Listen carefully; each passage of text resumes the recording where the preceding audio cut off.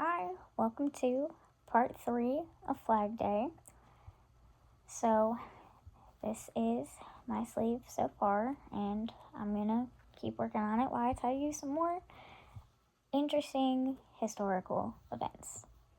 So, we're gonna start with the year 1646.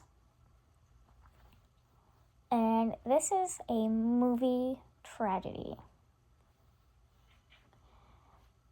So, the Supreme Grand Admiral of France, who was Jean Armand de Nivelle, was killed in action at the young age of 26.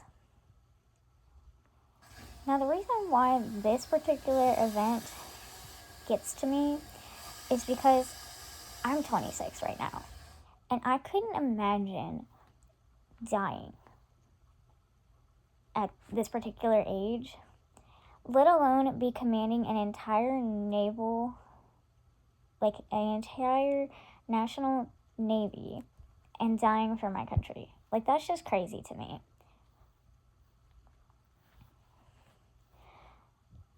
Now, Jean was an absolute tactical prodigy, and he actually had been running French fleets since he was 17. Amazing. But on this day, June 14th, he was leading his ship against the Spanish at the Battle of Orbetello. Right in the middle of the action, he was standing on the deck of his flagship when a Spanish cannonball directly struck him and split him in two. Like, you know how in those cartoons, like SpongeBob, for example, where somebody gets ripped in half? Yeah, that's what happened to him, except he couldn't bounce back and come back together. But he was a brilliant young military genius whose life was cut short at the young age of 26.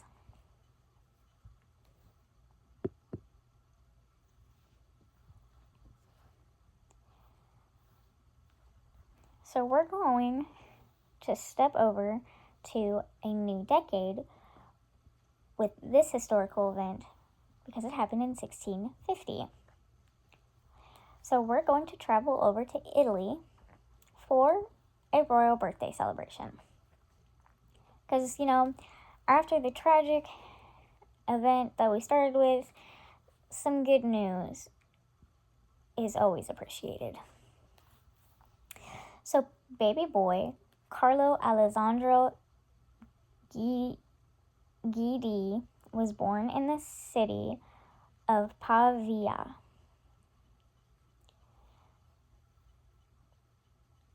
Now, he grew up to serve as a prominent church abbot.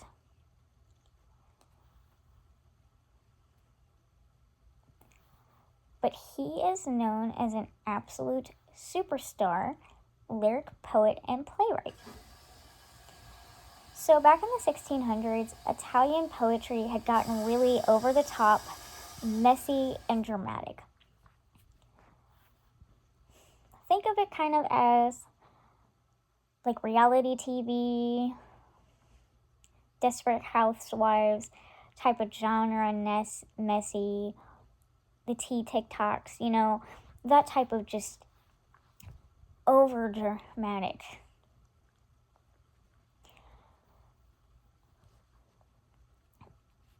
Now, what was interesting is Carlo looked at that and decided to completely revolutionize the art form. Hold on, let me get a drink. I'm so sorry, but I'm trying not to cough. I'm not sick, by the way. It's just our weather decided to go from 60 with zero humidity to the humidity making it over 100 degrees, and my poor body is just struggling to adapt. So please bear with me.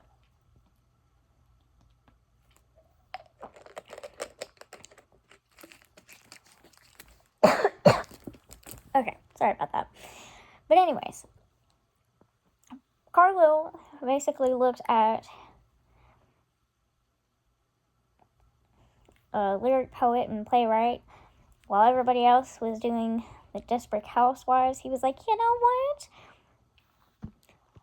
We could actually make this honorable, legendary, highbrow. So he teamed up with high society intellectuals to launch a massive literary cleanup movement that restored the beauty and grace to Italian writing, which helped make the Italian writing seem less raunchy to the rest of the world.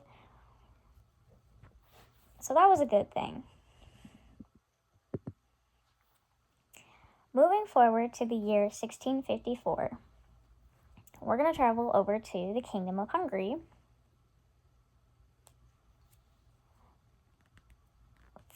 For the unfortunate death of a major dynastic leader.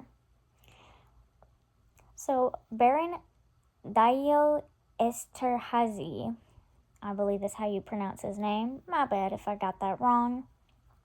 He died at the age of 68. He was so close from getting it. Nice. So close. Now, Daniel was a fierce military commander, but his real claim to fame is that he was the ultimate family man. Now, during a time period where people had a ton of children, he somehow was able to take stage with the fact that he had a lot of kids. So, he and his wife had, are you ready for it? 18 children total. They had 14 sons and 4 daughters. They literally had enough to have their own football team, soccer team, basically any sport. They had enough for their own squad. Now, personally, I couldn't imagine having 18 children. Alright, I was completely amazed with the fact that my old neighbor had 10 kids. And Baron Daniel almost had twice as much. But through his massive army of children, Daniel successfully founded a brand new branch of the Esterhazy dynasty. Because, of course, if you're going to have that many kids, sorry, but if you're going to have that many kids, yeah, you're getting your own dynasty. I mean, and this dynasty became the single largest, which that doesn't surprise anybody, and wealthiest private land-owning family in the region.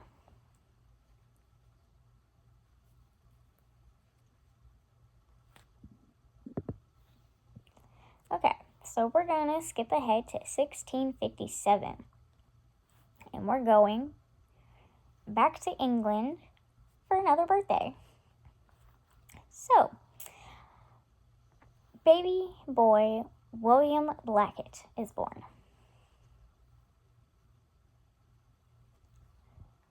Now, he is born as the third son to a massive industrialist named William Blackett Sr. and his wife, Elizabeth Kirkley.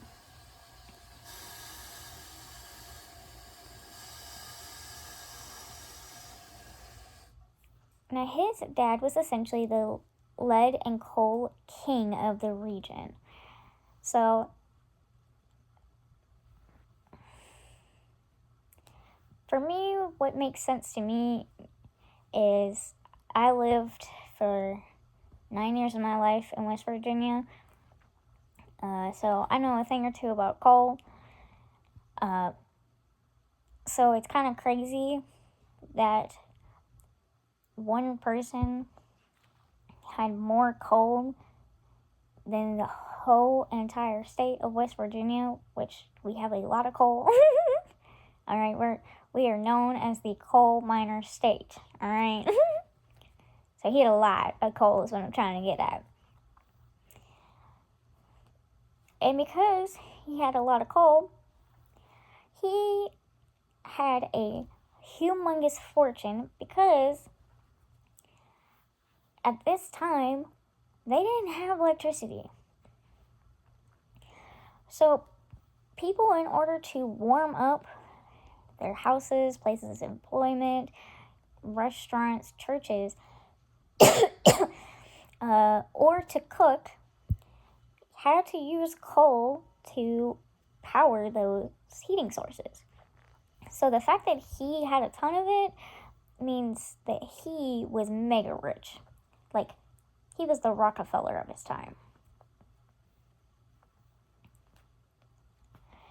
Now, because he had so much money, his son William didn't have to worry about being the third son down the line. Now, if you don't know, during this time, typically what would happen was the only people who would get the father's inheritance was the oldest son. Any other sons, basically you'd have to hope that you got yourself a good career to make your own money, and if you were a daughter, you had to hope and pray that you got married to a rich person or somebody that ends up in a career where they end up with a ton of money. So the fact that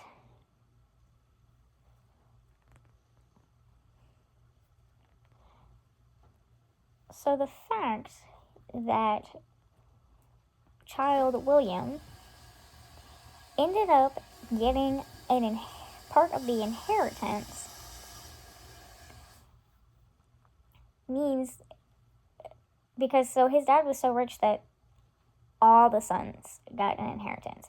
In fact, he had so much cash from his inheritance that he used it to become the mayor of Newcastle, and he bought himself a place in the parliament.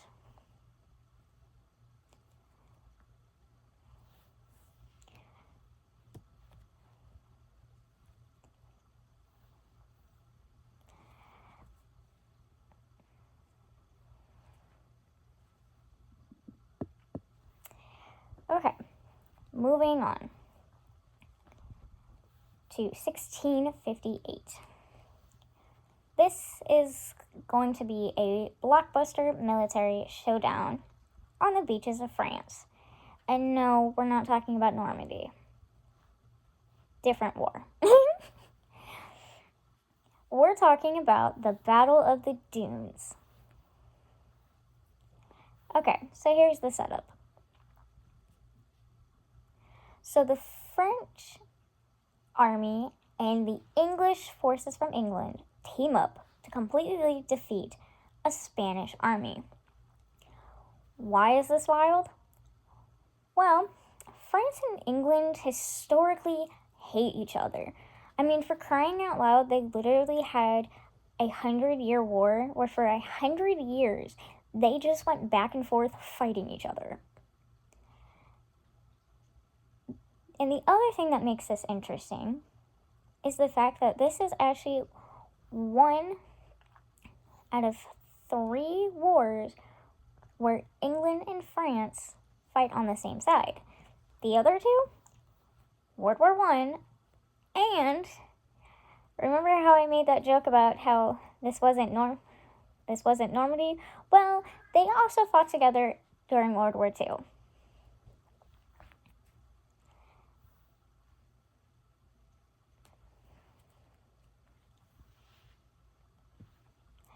Now, the other thing that's interesting about this war is that the English soldiers were actually fighting on both sides. So, I know what you're thinking. How are they fighting on both sides? Well, so England at the time was going through a power struggle in their own country. So, you had Oliver Cromwell's side who fought with the French, who was the one that had currently been placed in power. And then you had the forces from the exiled Prince James, who were leading the royalist rebels on the Spanish side. It was a massive victory for the Anglo-French alliance, and England's reward was that they were officially given ownership of the city of Dunkirk.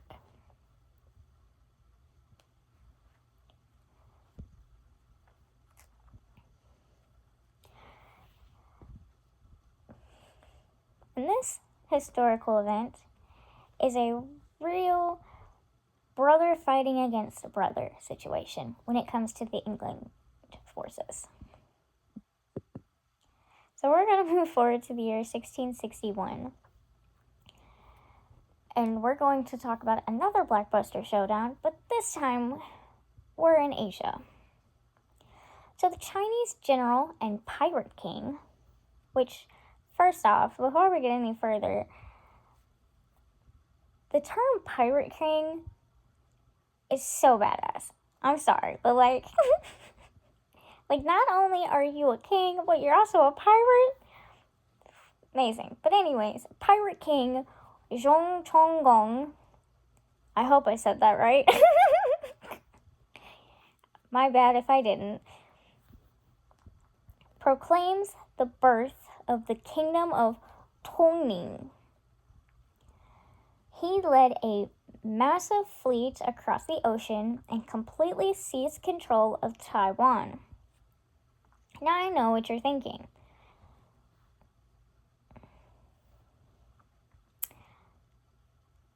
Isn't China and Taiwan kind of still doing a thing now? Yeah, interestingly enough, this is where it starts. Because Taiwan at the time was owned by the Dutch East India Company.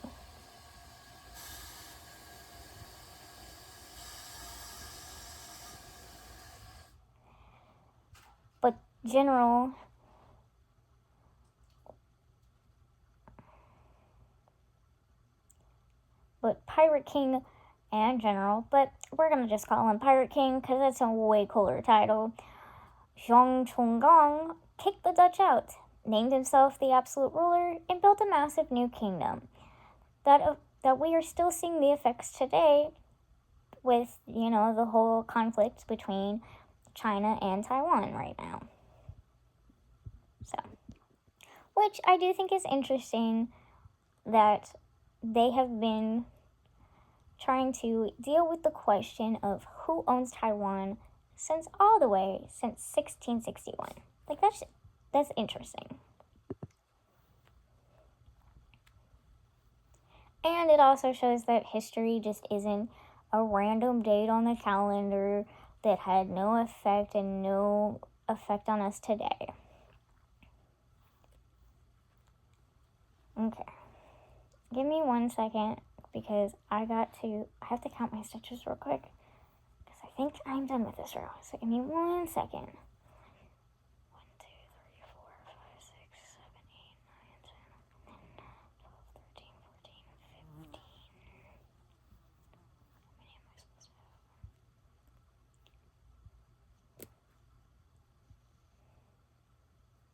have? Okay. I have one more stitch left in this row. Okay, anyways.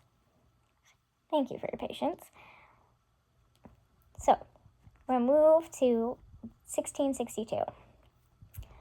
And we are back. And we are in London, in England. So, legendary statesman Sir Henry Vane the Younger is brutally beheaded at Tower Hill at the age of 49. Now, Henry had a jaw-dropping career. When he was a young man, he actually moved across the ocean to America and was elected as governor of Massachusetts. He then later returned to England to serve as a top leader in Parliament during the English Civil War. Now, if you're American, yes, England had a civil war. However, it was much different than ours. It was less bloody, to be honest. And it got solved really quickly. Don't quote me on the time period, but I want to say it was like less than 6 months. Like, it was really short. And it was mostly like back and forth, like on paperwork type of thing, more than like actual battles where people were going out there and killing each other.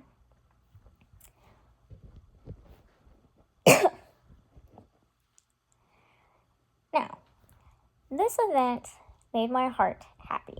Not because somebody got beheaded. Maybe I should have reworded that. Not the best wording. But anyways, I digress. The reason why this makes me happy is because in part 1 of Flag Day, remember how I said there was the Peasant Revolution? And part of what happened on that day was the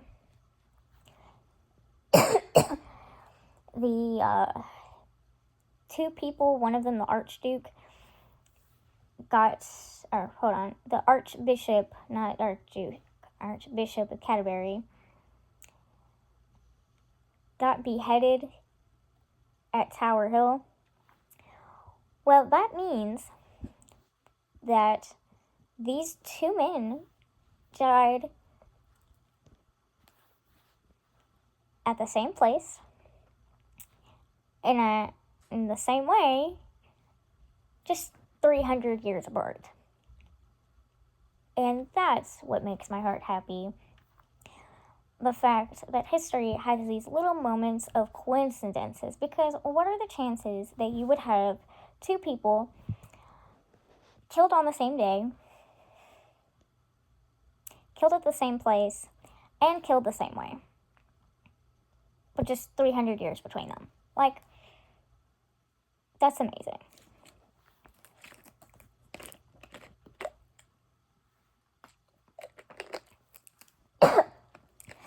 Now, getting back to 1662, Sir Henry Vane wasn't... Now, the reason why he was beheaded was because the church was afraid of him. Because he was so influential that typically when people get publicly executed, especially at this time period, they get to do this, like, final speech as their last word. And while he was giving his final words, the church and the monarchy decided that he was too influential, so they made the King's Guards bring out a crew of royal trumpets to play so loud so that it would drown out his final speech and not influence the crowd that was witnessing his execution to break out into a riot.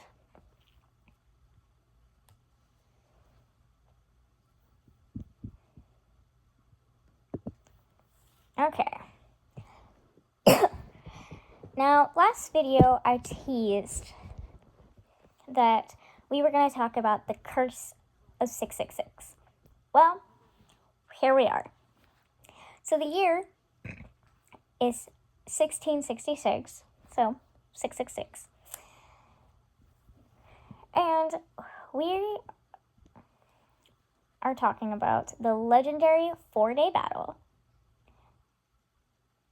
that comes to an end in the North Sea on June 14th. Now, before we get to the actual battle itself, I kind of want to tell a funny little personal story, because when I was doing the research for this and I saw the year 1666, this story popped in my head and I couldn't stop laughing, so I thought you guys would enjoy it.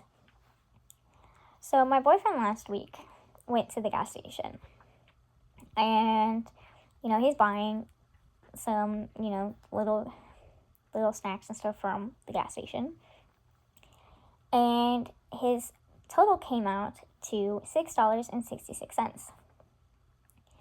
Now, he's not really a superstitious person, but which I don't want to get too much in too many details about it because not my place to say, but let's just say he was having a surgery.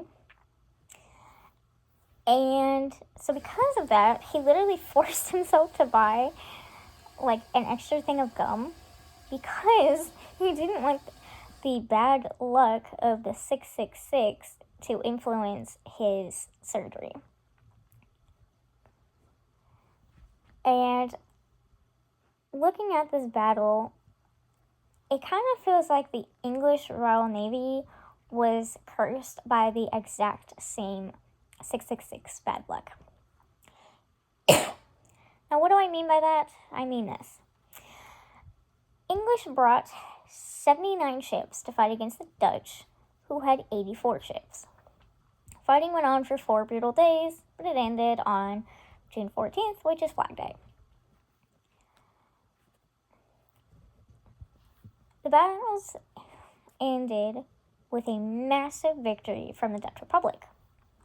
You see, the Dutch had only lost 4 ships, and the English fleet was completely crushed.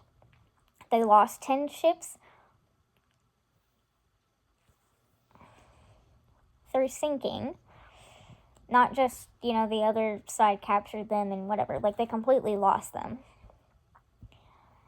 And they had over 5,000 men that were either captured by the Dutch and became prisoners, or they just straight up died. So it was one of the most devastating naval defeats in England ever faced, and it solidified the 666 curse.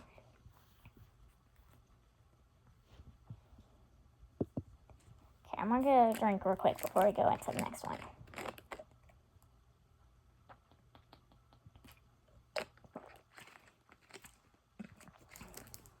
Okay, moving on from the 666 curse, we're going to go to 1672. And it's another tragedy for England. So, high power politician and royal secretary named Matthew Wren passes away. Now, Matthew was the top private secretary of the king's brother, Duke James of York. Because of his job, Matthew was forced to go on the sea to accompany the Duke into a massive naval fight called the Battle of Solebay. Now, here's where it gets sad. Matthew wrote a secret letter right before the battle confessing that he was a totally miserable seaman. Hold on, that word didn't sound right. Sea and man. Basically like a sailor. Who got violently seasick whenever the wind blew. Despite absolutely hating the ocean, he bravely stayed at his post on the flagship, where he was mortally wounded in the crossfire and tragically died on the way back home to Greenwich. So you can say that he died by boat. That might have been too dark. My bad. So we're going to move ahead just 1 year to the year 1673. And we get another high seas battle. So this one is the second battle of Solnavelt takes place. The political setup here is wild.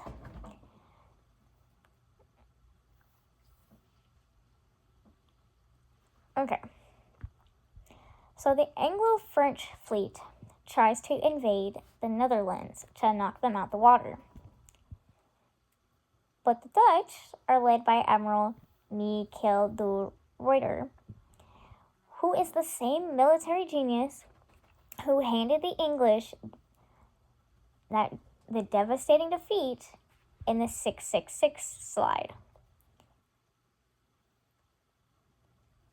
Even though the enemy fleet was way larger, the Dutch admiral used his brilliant knowledge of the shallow coastal waters to completely outmaneuver them. He forced the joint English and French fleets into a humiliating retreat, saving his country from a massive invasion and giving England another L.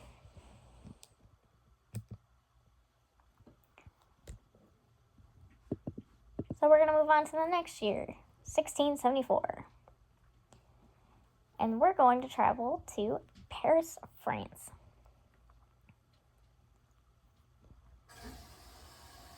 For the death of a literal giant in the history of literature. So brilliant author Mahara, famously known as Sieur de Gombre, hold on, let me re-say his last name because I definitely butchered that. Give me a second. Gabreville passed away at the age of 74. Now, this man had an incredible creative legacy. He was chosen as one of the very first founding members of the elite Académie Française. But he is more known because for essentially inventing the 1600 version of a blockbuster, best-selling adventure novel. So he wrote these massive, action-packed stories filled with daring knights, exotic travels, and dramatic suspense that everyone in high society was completely obsessed with. So next time you sit down and read a thrilling book, or you watch a massive Hollywood action movie, you should probably thank Mahara for helping invent the entire genre and showcasing that it can be very profitable. His long, groundbreaking creative journey came to a close on Flag Day, leaving a massive impact on the entertainment that we still love today.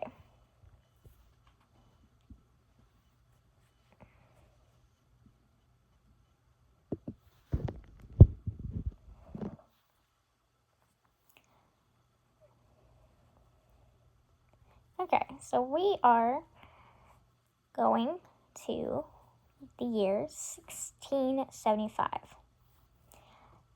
with a high-stake ticking clock moment in early American history. Colonial authorities of Rhode Island, Plymouth, and Massachusetts launch a desperate last-minute negotiation with the native leader Matthew Comet, who the English call King Philip. I don't know why the English had to take a Native American chief and give him a white person name, but they gave him a white person name. Tensions were at an absolute breaking point because the colonists had just broken a major treaty, which surprises nobody. What, you're talking? Wait, you mean the white people who treated the Native Americans terribly, went back on their word, and treated Native Americans terribly? Oh, who could have thought? But anyways, they broke the treaty by executing 3 of Matthew Comet's top advisors. Hoping to stop a war, a brave colonial messenger marched right into Metacomet's camp to hand-deliver a peace letter. The meeting was so incredibly tense that one of Met Comet's young warriors actually tried to assassinate the messenger on the spot, but Met Comet had to physically step in to save his life. Hi, Wednesday. Apparently Wednesday wanted to say hi. So if you're wondering what that black blur is, it's the cat. Hi, baby. Oh, okay. Want to come talk about history with us? Okay. Here we go. Okay. Anyways. So he was, like I said, he was saved when Medcat physically stepped in to save his life. Now, I don't know why, but every time I hear about Native Americans, I always think of one of my best friends. So she is this amazing lady that lives in Arizona. She's currently 93 years old. And she is short like me. Not quite as short, but she's short. And every time she and me get in a car together, it makes the car look like a self-driving car because we're so short that you can't see anybody in the car. So it just looks like it's an empty ghost car. And so when I was doing the research for this, that story kept popping into my head. So I figured I'd share it. But back to the 1675, there was no driving away from the tension. The diplomacy completely collapsed, and it led to one of the bloodiest wars in American history that ended up exploding just 10 days later. So yeah, there was no peace on this one. Okay, 1685. We're in Germany now for a birthday. Princess Charlotte Wilhelmina is born in Saxe-Coburg-Saalfeld. She's the youngest surviving child of the Duke and Duchess. Now, if her long house name, Saxe-Coburg-Saalfeld, sounds familiar, it's because this tiny German duchy is the exact same family line that eventually gave the world Queen Victoria and Prince Albert. So, in a way, you can say that she was related to the royal family. Now, Princess Charlotte grew up to be a powerful countess who outlived her husband by more than half a century. She managed her own massive castles in the States. Okay, 1687. We are going to talk about a tragedy from Southeast Asia. Now, this event is named Murgui Massacre. So here's the setup. The English East India Company had sent warships to a strategic port city called Margui to settle a giant trading dispute with the Kingdom of Siam. But the English commanders completely let his guard down. On this exact night, while the English crew was being lavishly entertained at a fancy dinner party on the shore, the Siamese troops launched a massive coordinated surprise attack. They fired directly on the moored ships, sank the warships, and completely massacred the English sailors on the beach. It was a shocking betrayal that officially sparked a full-blown war. So next time you're out at a fancy dinner party, you might want to keep one eye open in case you get attacked.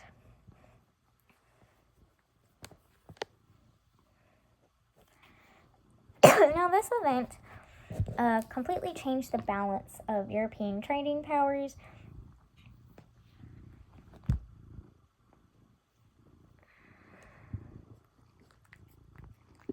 Okay. 1689. We got another blockbuster showdown at... Oh. Sorry about that. My cat decided to jump. Okay, anyways. Sorry, that must have been a terrible view because it went from falling and then I picked it up and I went right to cat butt. I'm so sorry. Okay, anyways. So we're in Edinburgh, Scotland. So on this day, Catholic nobleman Duke of Gordon is finally forced to surrender the castle after holding it for the exiled King James. The Protestant forces had completely surrounded the fortress for 3 long, grueling months. But here is some historical trivia. Because the Duke was completely cut off from the outside world, a brave local woman used to write the daily news in a giant capital letters on a massive chalkboard and then hung it out of her apartment window. The Duke would stand on the castle walls with a gigantic telescope, reading her window like a literal 17th century Twitter feed. Although, less white supremacy.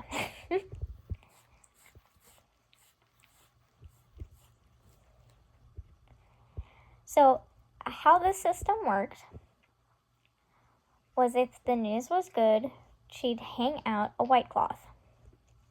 If it was bad, she would hang out a black cloth. However, when it came on Flag Day, the supplies rang out, the tricks were over, and the keys to the castle were handed over.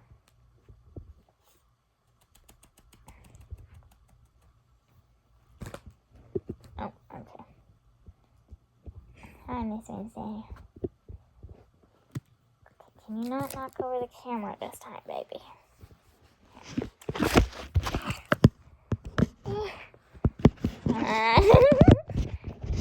Technical difficulties. Okay. Gotta love more cats. I love mine. Okay. Anyways, in the same year, we're gonna leave the Edinburgh Castle, soaring up north to an English nobleman named the first Earl Connors Darcy of Holderness, dies at the ripe age of 90.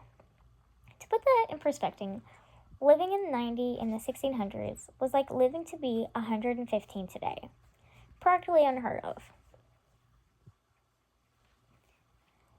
This man was a total ultimate survivor.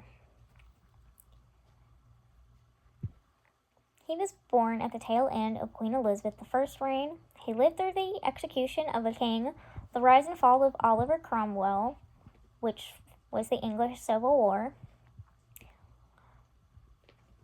and he saw the entire English Civil War. Okay.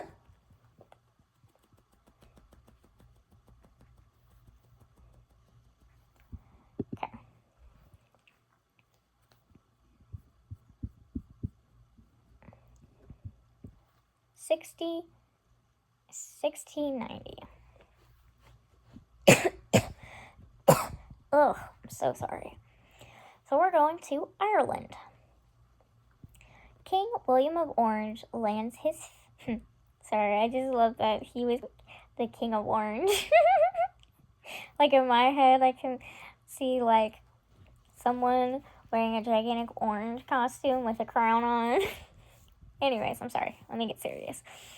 So he lands his fleet to confront his own father-in-law,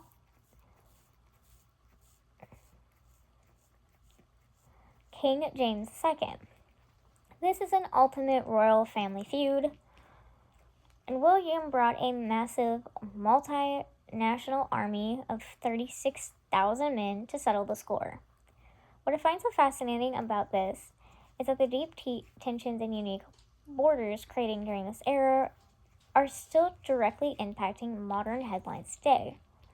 If you look what happened during Brexit, one of the biggest logical puzzles was figuring out how to do international trade was going to work across the Irish border, since the Republic of Ireland in the south is an independent nation, while Northern Ireland is part of the UK. It's wild to realize that a modern economic standstill has roots that go all the way back to the 17th century troop landings. Now back to 1690. William's rowboat finally pulled up to the stone docks at Crochet, the very first local official chosen to step forward and welcome him was a local Quaker. Now, the reason why I'm laughing right now is because back when I was in high school, I had to give a presentation on William Penn. My dad kept teasing me beforehand, saying that because Penn was a Quaker, that he must sound like a duck going quack quack, which is why I have to catch myself, because my brain automatically wants to call him Quacker instead of Quaker. So, embarrassingly, I said this in front of the whole class. But what made it worse was the horrified look that my teacher gave me when I went, and William Penn, who must have sounded a lot like a duck because he kept going quack quack. And of course, we locked eyes as I said that. So that's why I'm laughing right now.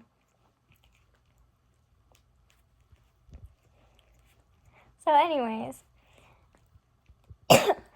this real life Quaker on the docks in 1690 had a lot of attitude. Because of the Quakers' strict religious principles, he refused to bow, refused to call him Your Majesty, and absolutely refused to take off his hat to the new king. He just stood there looking William in the eye, much like my teacher did to me, with his hat firmly on. But William wasn't even mad. He just laughed and accepted the keys to the town and marched south to fight his historic war. So, 1691. Our timeline brings us to a wonderful musical birthday celebration in the historic town of Nozol in Slovakia.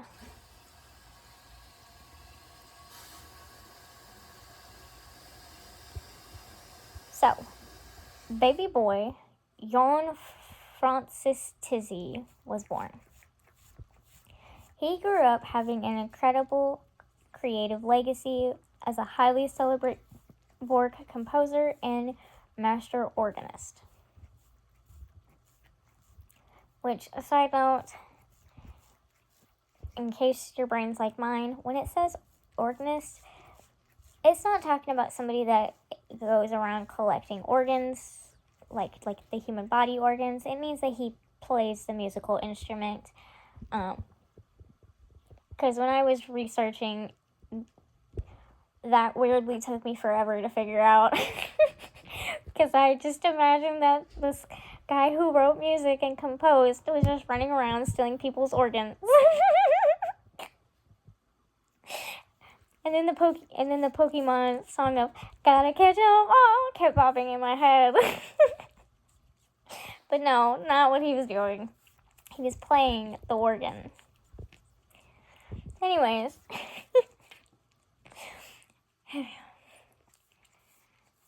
Jan spent his entire life running prominent cathedral choir programs, tuning massive pipe organs, and writing beautiful musical arrangement. He is more known as the traveler who actually made a trip to Germany and got to hang out with Johann Sebastian Bach than he is known for his own music. So he literally wrote in his autobiography that he was unlucky enough to get to know Bach and learn from his incredible skills. It is a lovely, peaceful image to think about. with this brilliant musician building his lifelong legacy and learning from the masters, got to be part of our timeline today. All while I work on my own homemade sleep project, and hopefully you guys are working on something, maybe.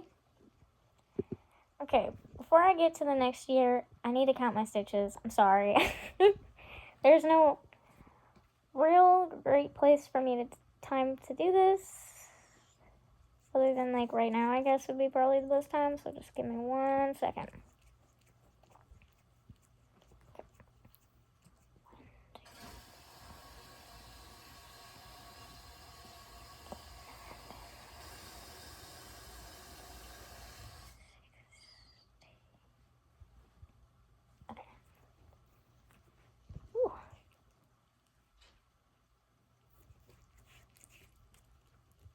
I was right on cue.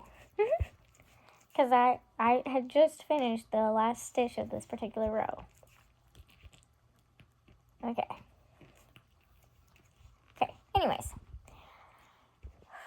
We're going to start the year 1692.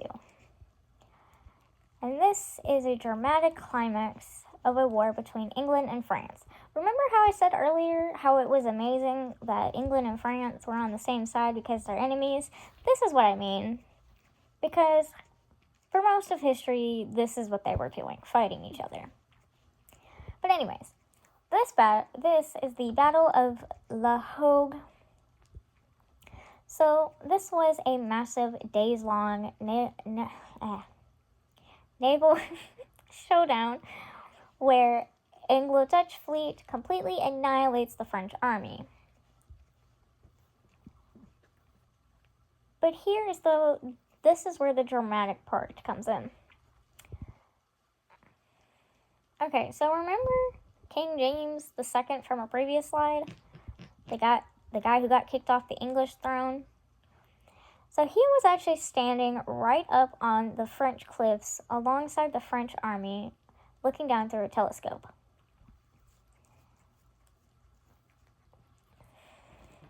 And he had literally watched his allies get utterly crushed, and his hopes of taking back his crown completely go up in smoke right before his eyes.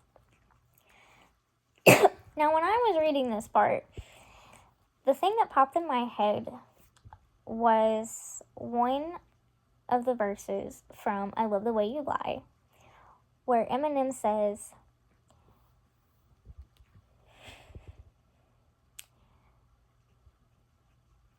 you get to watch her leave out the window. Guess that's why they call it window pane. Well, King James, in this particular situation, was living the exact lyric on now, but instead of you get to watch her leave out the window pane, it's you get to watch them lose. You get to watch the feet through the telescope. Anyways, this is why I keep my day job. But he's just standing on the cliffside watching his crown leave right out the window pane through the telescope. But it was a total crushing finale that solidified the British monarchy.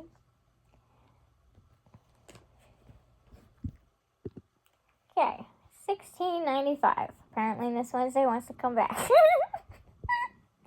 Okay, so we're in Germany for a birthday. Baby boy Johann Friedrich Walter is born. Now, he grew up to be an incredibly talented master organist and, which, remember, not organ stealing, playing the organ, and teacher. He's celebrated as a brilliant sketch artist and agricultural preserver. So in the early 1700s, he sat down and drew these massive, breathtaking, detailed illustrations mapping out all the grandest palaces and historical cathedrals in the city of Berlin, which is how we are able today to know what these buildings look like. Because what he did is he'd take these sketches, made books on them, and then the books got preserved. But it's such a lovely, cozy image to think about. This talented creator using his hand to stitch beautiful art right on this summer day. Well, we get to sit here using our hands to crochet or work on whatever project you're doing. Alright, 1696. We are in the Middle East for another birthday. Okay, baby boy El Mansur Al Hussein the second was born. Now he grew up becoming the supreme Indian ruler of Yemen, governing his country for over 20 years.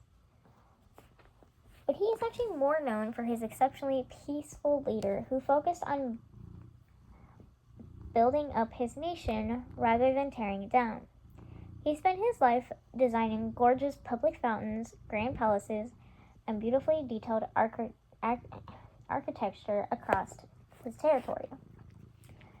He built so many beautiful public spaces, in particular water fountains, that honestly the next time I see a water fountain, I'm going to be thinking of Al-Mansur Al-Hassan II.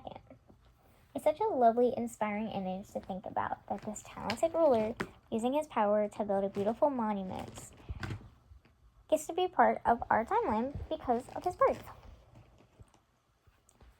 Alright, 1699. So this is a blockbuster milestone for human technology.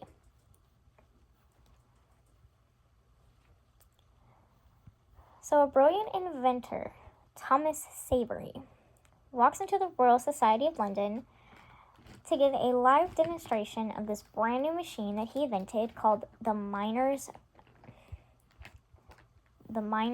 like coal miners friend, not like a underage person. Now this wasn't just any gadget. This was the world's very first commercially successful steam-powered pump. So before this day, human beings relied entirely on horses, wind, or water to do heavy lifting. Savery figured out how to harness fire and water to make a machine do the work for us, which literally kicked off the entire Industrial Revolution, which we see the impacts from that today. But what I find really interesting is that centuries later, scientists today are actively trying to use geothermal steam as a major renewable source of clean energy. It's wild to think about, but I guess human beings have always been completely fascinated with using steam in order to solve our biggest global problems. We are still relying on the exact same element that Savery was playing with. It's mind-blowing to realize the absolute dawn of our modern machine age took place because of this event. So we're moving right along to the year 1703 to Paris, France, for the death of one of the smoothest and scandalous political survivors in history. Nobleman Zaharoy, who is the Baron of Gorville, passes away at the age of 77. Now, this guy was a real-life rags to riches story. He started out as a broke, ordinary servant boy. But he was so incredibly charming and clever that he worked his way up to becoming a multi-millionaire financer and a top-secret agent for high-ranking dukes. At one point, the government actually caught him evading taxes and sentenced him to death. But he slipped out the country, made another fortune abroad, and eventually bought his way back into a grand royal title. He spent his final years writing a massive book of juicy memoirs, spilling all the elite courtroom gossip, and his wild journey finally unravels on our date of June 14th.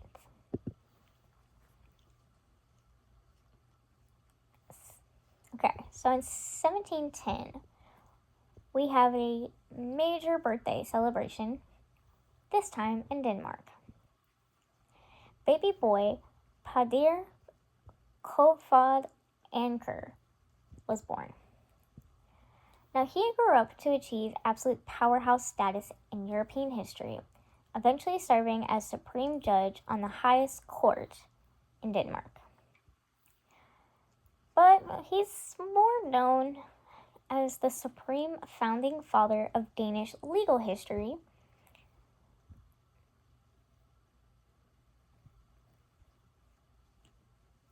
because he spent his entire life researching and digging through ancient archives to map out the history of law. So I can kind of relate to Pedor because, well, this whole entire series has just been me researching and sharing what I find. So I can appreciate a fellow researcher. In fact, him and me are also very similar because we both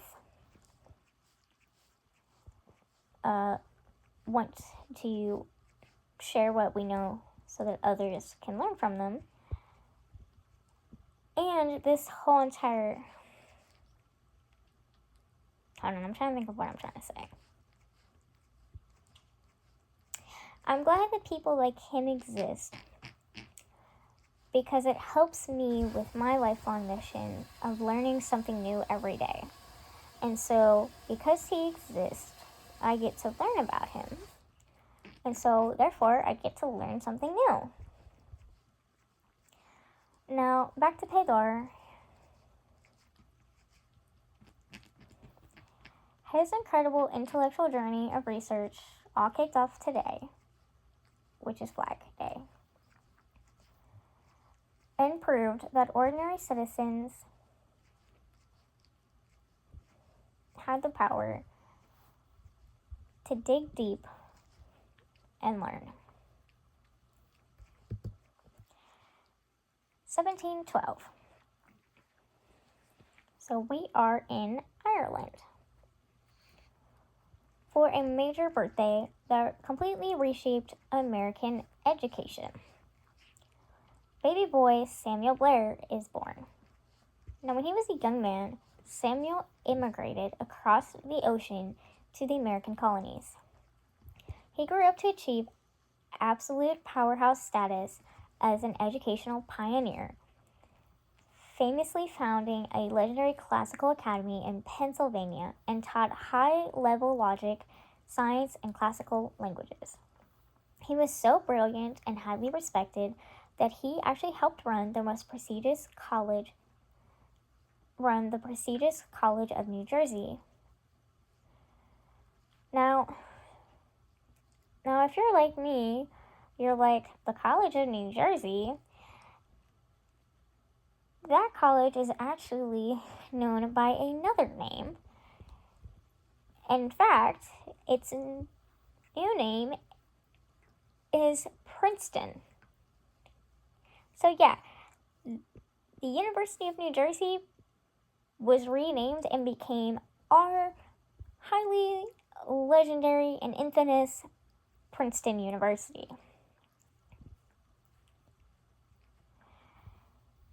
Now, another cool fact about Samuel Blair is that he ended up dying on July 5th. Now, why is this an interesting fact? Well, because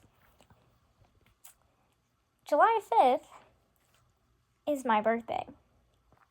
And it's wild to sit here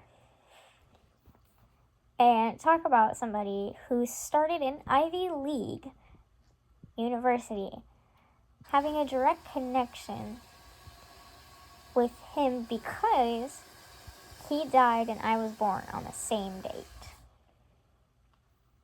And I think that's cool.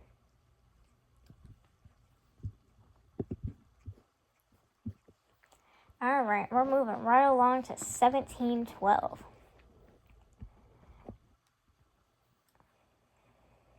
Okay. So, we 1712, had two things that happened on the same day. So the same day that Princeton University Samuel Blair was born, an absolute music legend, Harutun Sayat-Young, who the world famously knows by his artist name of Sayat Nova, was born in the country of Georgia. Now, just to clarify,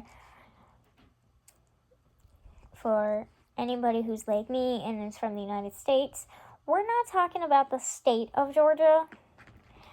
Now, there's actually so there was an ancient nation named Georgia that is located right between Eastern Europe and Western Asia, which has a rich history going back thousands of years. Okay, so not the state Georgia. Now, Sayat Nova was born to a mother named Sarah, who was from the local city of Tiflis, and his dad was named Karapet, who immigrated from all the way down from either Aleppo. Okay, hold on. Apparently, cat wants snuggles. Okay, there we go. Or Adana. So, growing up in a household with such diverse cultural background is exactly what gave him his superpower. He grew up to become the undisputed king of songs. He was a brilliant multilingual troubadour who could write and sing breathtaking poetry in 4 completely different languages. His talent was so massive that he was hired as the official royal court magician for the king. It's wild to think about how in one day you can have someone who built Princeton, and you can also have someone who rewrote the history of music. Ugh, my bad. Okay, the year we're going to move to is 1723. We're in England. Powerful politician and billionaire nobleman, 2nd Earl Richard Newport of Bradford, which that name makes me smile because I have a cat named Earl, not this one. This one's Wednesday. And the name Bradford makes me laugh because the dorm that I spent the most time in, because I lived on campus, was Bradford. So, anyways. But Richard Newport dies in his grand mansion in Soho Square, London, England, at the age of 78. Now, Richard was an absolute heavyweight in British history. Not only did he run major counties, but he was officially appointed as Privy Councillor of the Crown. This means he was part of the ultra-exclusive inner circle of advisors who sat behind closed doors with the king to help run the entire British Army. Think of this as like the cabinet members, where they don't make the final decisions, they more of advise. But anyways, Richard spent his life navigating top secret global politics. Okay. 1726. And we are going to talk about a birthplace mystery over in Wales. Okay. So a baby boy was born who would grow up to become an absolute historical rock star. His name, Thomas Pennant. He became one of the most famous, highly respected naturalists and travel writers in the entire world. To give you an idea of how massive his impact was, Charles Darwin was actually carrying one of his books when he did his famous global voyages where he found like his theories and research on evolution. Now, Thomas, before he changed the world of science, his story began in a very uniquely documented location. So he was born to his father, David Tennant, inside a space explicitly called the Yellow Room, which was a grand estate named Downing Hall, and it was located in Whitford, Flintshire, Wales. So I'm going to pause here for a quick second because yellow is my absolute favorite color. So the idea of being born in a room that's entirely covered in the color yellow is like my fantasy happy place. Like, I can only imagine how cozy it would be to sit in a room like that and just crochet away. But anyways, back to Thomas. Just a little tricky knot, and just like a tricky knot in yarn, his history came with a bit of calendar tangle that splits historians right down the middle. So if you look up online today, some sources will firmly tell you that his birthday is June 27th, while others record him at June 14th, which is Flag Day, which is the date that we're doing this thing for. So I included this one just because while there's a split between historians, I figured since there were some historians with their research saying that it happened, that he was born on this day, so that's why I included it. Alright, so we're gonna move to 1729 with a epic series finale in the worldwide game of political chess. Okay, so for over a year, the ultimate grandmasters of the globe, Great Britain, France, and Spain, had been locked in a room in France for a high-stake tournament known as the Congress of Soissons.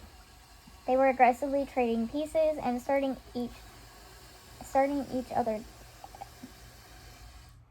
places, trying to get each other like a power over each other. So on November 9th, they finally made their closing moves and signed the Treaty of Seville.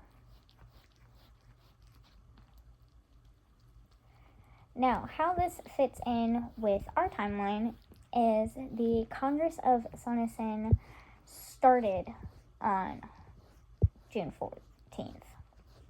So even though this doesn't end until, did I say July? Crap, hold on.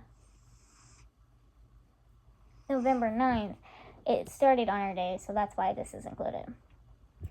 But think of this Congress of Soissons as an ultimate geopolitical, hold on, let's make a deal. Spain looked across the chessboard at Britain and said, checkmate, you win. You can keep the strategic island of Morocco, and you will officially bring back royal family rights to rule over the wealthy and the legendary rocks of Gibraltar. Britain slid a few pieces forward and said, deal. In return, we will officially back your royal family's right to rule over the wealthy territories in Italy. Now, you might be looking down at your yarn thinking, okay, why should I care about a 300-year-old chess match? Because the exact moves drew up the modern map of the world we live in today. If you follow global news or love to travel, then you know that Gibraltar is still a British territory right on the coast of Spain, creating an intense political drama to this very day. This one single meeting literally set the borders for the countries that we either live in or visit, which I think is awesome. It's also kind of wild to think about that while we peacefully sit here planning our next rows, that these kings and diplomats were executing the ultimate power plays to reshape the entire globe as we know it. Okay. So this video is kind of getting long, so we're going to stop here. But I want to wrap things up real quick. So first and foremost, thank you for watching this video. And if you have watching all of the series. So I have found so many amazing historical events for this timeline. And there are still so many yet to come. Like, we haven't even got to why Flag Day became a thing. So I was thinking, instead of having to keep posting every videos for like 12 more videos before Flag Day, that it would be better if I do this as more of a yearly series. So every year, the week or 2 weeks before Flag Day, I'm going to do a couple videos of events that happen on Flag Day, and then what we don't get to, we'll pick right back up with next year.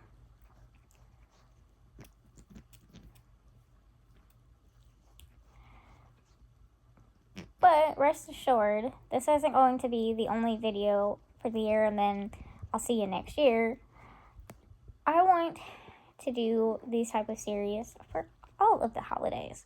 So I've actually been doing some research, and I'll start filming and all that stuff for June 19th or Juneteenth, and then Father's Day, and etc. And just to give you like a little spoiler alert for the Juneteenth one, there's a crazy mother-in-law that causes a wedding to happen. So you don't want to miss that. Leave a comment letting me know what you're going to do on your Flag Day. And I will see you in the next video. So bye from me. Miss Wednesday, did you want to say bye? Did you want to say bye to the people? Bye. Anyways, take care. Bye.